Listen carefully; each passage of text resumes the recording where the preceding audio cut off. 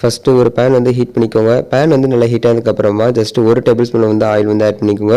So oil heat ஆனதுக்கப்புறமா ஒரு துண்டு அளவு இஞ்சி வந்து சின்னதாக கட் பண்ணிட்டு சேர்த்துக்கோங்க. இஞ்சி நல்லா பொரிஞ்சதுக்கப்புறமா இது கூடவே ஒரு மீடியம் சைஸ் அளவு பெரிய வெங்காயத்தை இந்த மாதிரி சின்னதாக கட் பண்ணி வச்சுருக்கேன். அதையும் இது கூடவே சேர்த்துட்டு நம்ம நல்லா வந்து ஃப்ரை பண்ணி எடுத்துக்கலாம். ஸோ ஜஸ்ட் 2 to 3 மினிட்ஸ் பார்த்தீங்கன்னா நம்ம அந்த மாதிரி ஃப்ரை பண்ணி எடுத்துக்கலாம். பார்த்தீங்க அப்படின்னா ஆனியனோட கலர் வந்து லைட்டாக சேஞ்ச் ஆகிருக்கு, உங்களுக்கு பார்க்கவே வந்து தெரியும். ஸோ இப்போ இது கூட மசாலா இன்க்ரீடியன்ஸ் எல்லாமே வந்து சேர்த்துடலாம். இப்போ இது கூடவே 1/2 டேபிள் ஸ்பூன் பார்த்தீங்க அப்படின்னா கரம் மசாலா தூள், தேவையான அளவு பார்த்தீங்கன்னா சில்லி பவுடர், 1/4 டேபிள் ஸ்பூன் அளவு மஞ்சள் தூள் வந்து சேர்த்துக்கலாம்.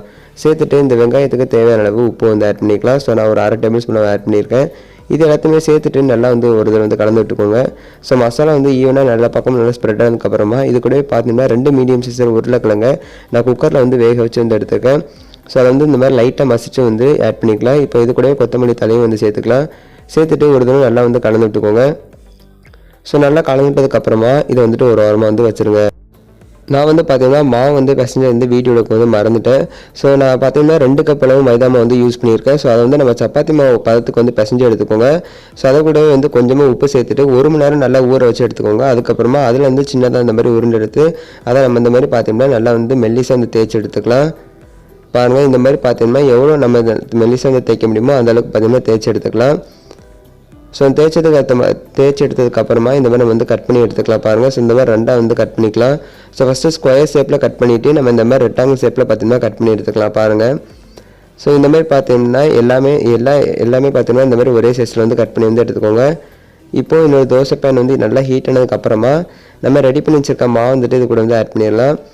ஸோ ஜஸ்ட்டு பார்த்தீங்கன்னா 2 செகண்ட் இந்த சைட் வச்சுட்டு ஜஸ்ட்டு 1 நிமிஷம் நம்ம இந்த மாதிரி எடுத்தாலே போதும். பாருங்கள், இந்த மாதிரி லைட்டாக வந்து மேலே வந்து பபிள்ஸ் வந்தாலே போதும். ஸோ உங்களுக்கு பார்க்கவே தெரியும். ஸோ இந்த மாதிரி வந்ததுக்கப்புறமா இதை வந்துட்டு அப்படியே வந்து மாற்றிடுங்க.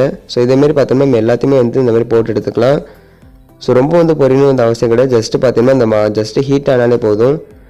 இப்போ நம்ம பார்த்தீங்கன்னா ஒரு பேஸ்ட் வந்து ரெடி பண்ணியிருக்கோம். ஸோ 1 டேபிள் ஸ்பூன் பார்த்தீங்கன்னா மைதா மாவில் கொஞ்சமாக தண்ணி சேர்த்து இந்த மாதிரி லைட்டாக பார்த்தீங்கன்னா கெட்டியாக வந்து கரைச்சி எடுத்துக்கோங்க.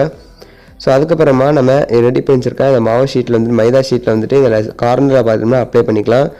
அப்ளை பண்ணிவிட்டு ஸோ அந்த கார்னர் வந்து இந்த கார்னர் பார்த்தீங்கன்னா நம்ம வந்து ஆட் பண்ணிக்கலாம். பாருங்கள், ஸோ இந்த மாதிரி லைட்டாக மடக்கி விட்டோம் அப்படின்னா நல்லா வந்து ஸ்டிக் ஆயிரும். ஸோ இதை லைட்டாக வந்து ப்ரெஸ் பண்ணி விட்டுக்கோங்க. ஸோ நல்லா ப்ரெஸ் பண்ணதுக்கப்புறமா இப்போது நம்ம இந்த சைட்லேருந்து பார்த்தோம் அப்படின்னா திருப்பி அந்த கார்னருக்கு வந்து கொண்டு போகிறோம்.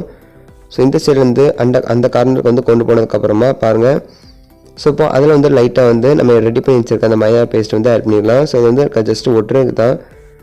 ஸோ அந்த சைடு வந்து ஆட் பண்ணதுக்கப்புறமா பார்த்தீங்கன்னா நம்மளுக்கு இந்த மாதிரி வந்து கிடச்சிருக்கும். ஸோ இதில் பார்த்தீங்கன்னா நம்ம ரெடி பண்ணி வச்சுருக்க ஸ்டஃபிங் வந்து உள்ளே வச்சிடலாம். பாருங்கள், ஜஸ்ட்டு ஒரு 2 டேபிள் ஸ்பூன் வைங்க. ஸோ அதே வந்து போதும். ஸோ சேர்த்துட்டு மேலே அந்த மாதிரி பார்த்தீங்கன்னா மடக்கி வச்சுக்கலாம். ஸோ அதுக்கப்புறமா இதுலேயும் பார்த்தீங்கன்னா நம்ம ரெடி பண்ணி வச்சுருக்க அந்த மைதா பேஸ்ட்டு நம்ம வந்து ஆட் பண்ணிடலாம். இது வந்து மடக்கிறதுக்கு ரொம்ப வந்து சிம்பிளான மெத்தடு. ஸோ பார்த்தீங்கன்னா மடக்கெல்லாம் பார்த்தீங்கன்னா எல்லா பக்கமும் ஈவனாக வந்து வந்துருக்கும். பாருங்கள், ஸோ உங்களுக்கு பார்க்க தெரியும். ஸோ எந்த பக்கமும் வந்து ஹோல் வந்து இருக்கக்கூடாது. ஸோ இந்த மாதிரி கரெக்டாக வந்து இருக்கணும். பாருங்கள், ஸோ இதேமாதிரி பார்த்தோம்னா நம்ம எல்லா சமோசையும் ரெடி பண்ணி எடுத்துக்கலாம். பாருங்கள், ஸோ நம்ம எல்லா சமோசாவுமே வந்து ரெடி பண்ணி எடுத்தாச்சு. ஸோ உங்களுக்கு பார்க்கவே தெரியும். ஸோ இப்போ வந்து பார்த்தீங்கன்னா இது பொரிக்கிறதுக்கு வந்து தயாராக இருக்குது. அதுக்கு இன்னொரு பேன் வந்துட்டு நல்லா ஆயில் வந்து ஹீட் பண்ணிக்கோங்க. ஸோ ஆயில் வந்து நல்லா ஹீட் ஆகணும். ஹீட் ஆனதுக்கப்புறமா ஜஸ்ட்டு ஒரு லோ ஃப்ளேமுக்கு வந்து மாற்றிட்டு நம்ம எல்லாத்தையுமே வந்து ஆட் பண்ணிக்கலாம். அதுக்கப்புறமா லைட்டாக வந்து ஹை ஃப்ளேமுக்கு வந்து மாற்றிக்கோங்க. நம்ம எல்லாமே பார்த்தீங்க அப்படின்னா இதில் வந்து எதுவுமே இந்த வேக வந்து தேவை கிடையாது. ஜஸ்ட் இந்த மாவு வந்து நல்லா இந்த மாதிரி பொரிஞ்சாலே போதும். இது வேகிறதுக்கு பார்த்தீங்கன்னா ஜஸ்ட்டு ஒரு 1-2 நிமிஷம் வரை தான் எடுக்கும். பாருங்கள், ஸோ இந்த மாதிரி கலர் மாறினதுக்கப்புறம் ஸ்டவ் ஆஃப் பண்ணிவிட்டு ஸோ இதேமாதிரி நம்ம எல்லா சமோசாவும் வந்து பொரிச்சு எடுத்துக்கலாம். அவ்வளோதான் ஃப்ரெண்ட்ஸ், ரொம்பவே சூப்பராக டேஸ்ட்டான நம்ம சமோசா பார்த்தீங்கன்னா தயாராகிடுச்சு. இந்த தீபாவளிக்கு கண்டிப்பாக இந்த ரெசிபி வந்து வீட்டில் ட்ரை பண்ணி பாருங்கள். ரொம்ப இந்த சூப்பராக இருக்கும். இந்த வீடியோ பிடிச்சிருந்துச்சு அப்படின்னா மறக்காமல் நீங்கள் நம்ம சேனல் வந்து சப்ஸ்கிரைப் பண்ணிக்கோங்க. இது போல் வீடியோஸ் வந்துட்டு மிஸ் பண்ணாமல் பாருங்கள். உங்கள் ஃப்ரெண்ட்ஸ் அண்ட் ஃபேமிலிக்கு வந்து மறக்காமல் ஷேர் பண்ணிடுங்க. தேங்க்ஸ் ஃபார் வாட்சிங்.